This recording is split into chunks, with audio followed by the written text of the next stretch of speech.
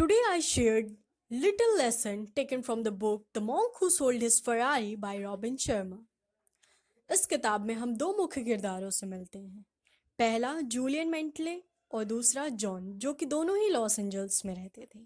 Julian एक successful corporate lawyer था जिसके पास हर एक सुख सुविधाओं की चीज़ें थी, जैसे कि उसकी फरारी, उसका खुद का जेट प्लेन, आइलैंड। जॉन उसका असिस्टेंट और मित्र दोनों था। एक दिन अचानक से जूलियन को उसके कोर्ट रूम में हार्ट अटैक आ जाता है।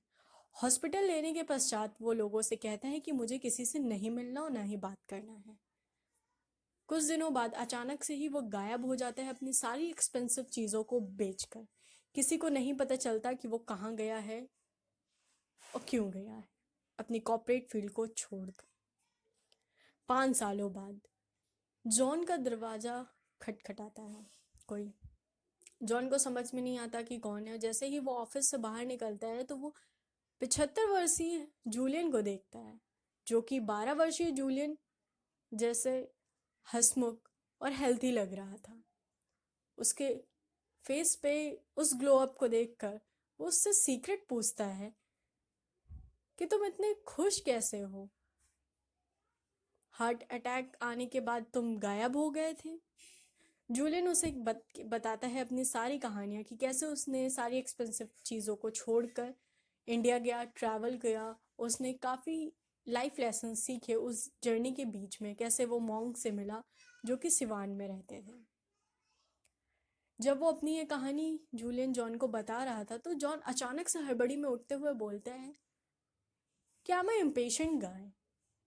सो आप मुझे जल्दी से कोई एक्सरसाइज और टेक्निक बताइए जिससे मैं तुरंत ही इसे फॉलो करके अपना माइंड कंट्रोल कर सकूँ, खुश रह सकूँ, निगेटिव थॉट्स को कंट्रोल करके। जूलियन हंसते हुए कहता है कि quick fixes do not work, persistence is the mother of personal change.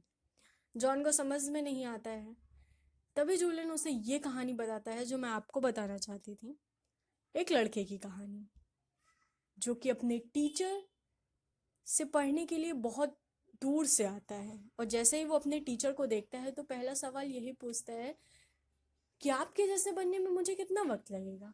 Teacher हंसते हुए जवाब देते हैं, शायद 5। लड़का फिर पूछता है कि अगर मैं दुगनी मेहनत करूं तो कितना वक्त लगेगा? टीचर बोलते हैं 10।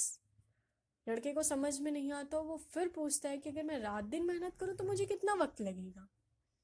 टीचर बोलते हैं 15।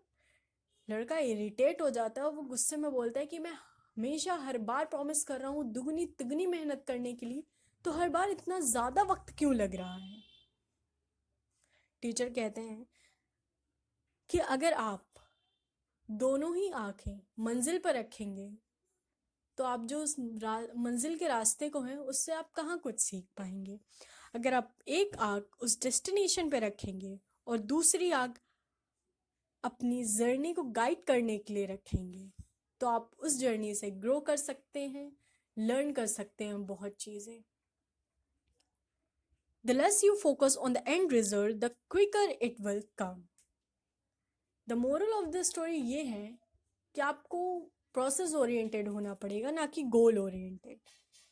जैसे ही हम अपनी मंजिल के रास्ते में काफ़ी कुछ सीखते हुए चलेंगे, पढ़ते हुए चलेंगे, आगे बढ़ते हुए चलेंगे, तो हम सेल्फ ग्रोथ भी कर पाएंगे। हर चीज़ जल्दी नहीं होती और सही गाइडेंस पे होती है।